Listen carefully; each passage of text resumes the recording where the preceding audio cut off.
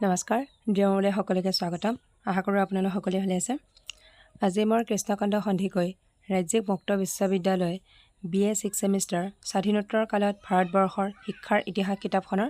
এছাইনমেণ্টৰ প্ৰশ্নোত্তৰ লৈ আহিছোঁ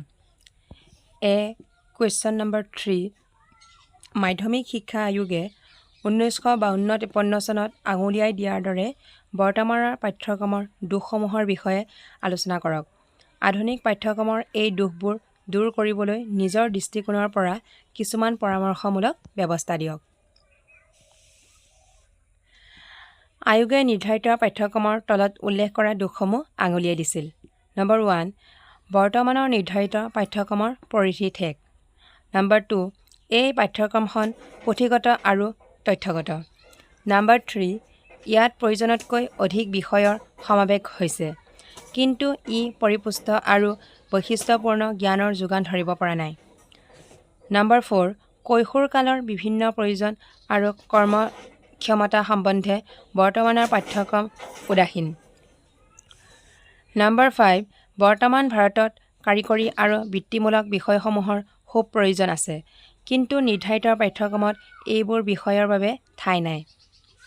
নম্বৰ 6 নিৰ্ধাৰিত পাঠ্যক্ৰম পৰীক্ষাৰ দ্বাৰা জৰ্জৰিত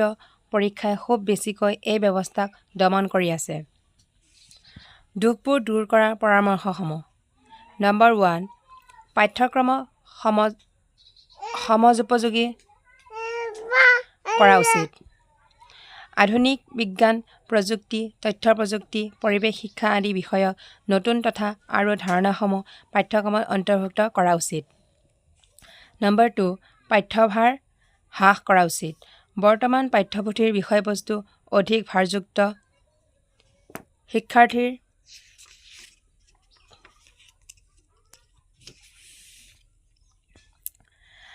মানসিক বিকাশৰ ওপৰত ভাৰ নপৰাৰ দৰে পাঠ্যভাৰ হ্ৰাস কৰাৰ প্ৰয়োজন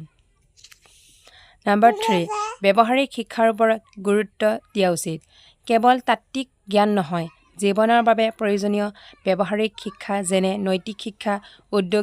উদ্যোগিকতা কাৰিকৰী শিক্ষা আদিকো প্ৰাধান্য দিয়া উচিত নম্বৰ 5 শিক্ষণ পদ্ধতি উন্নত কৰা উচিত পুৰণি মুখস্থভিত্তিক শিক্ষণ পদ্ধতিৰ পৰিৱৰ্তে আলোচনা প্ৰশ্ন উত্তৰ পৰীক্ষণ আৰু প্ৰযুক্তি নিৰ্ভৰ শিক্ষণ পদ্ধতি গ্ৰহণ কৰা উচিত নম্বৰ 5 প্ৰযুক্তিৰ ব্যৱহাৰ বৃদ্ধি কৰা উচিত ডিজিটেল পাঠ্য সামগ্ৰী স্মাৰ্ট ক্লাছ অনলাইন শিক্ষণ আদি ব্যৱস্থা প্ৰৱৰ্তন কৰি শিক্ষাক অধিক আকৰ্ষণীয় আৰু প্ৰভাৱশালী কৰিব পাৰি নম্বৰ 6 শিক্ষক প্ৰশিক্ষণৰ ব্যৱস্থা উন্নত কৰা উচিত আধুনিক যুগৰ প্ৰয়োজন অনুসৰি শিক্ষকে নিজৰ দক্ষতা বৃদ্ধি কৰিব লাগে তাৰ বাবে নিয়মিত শিক্ষক প্ৰশিক্ষণৰ ব্যৱস্থা দিয়া উচিত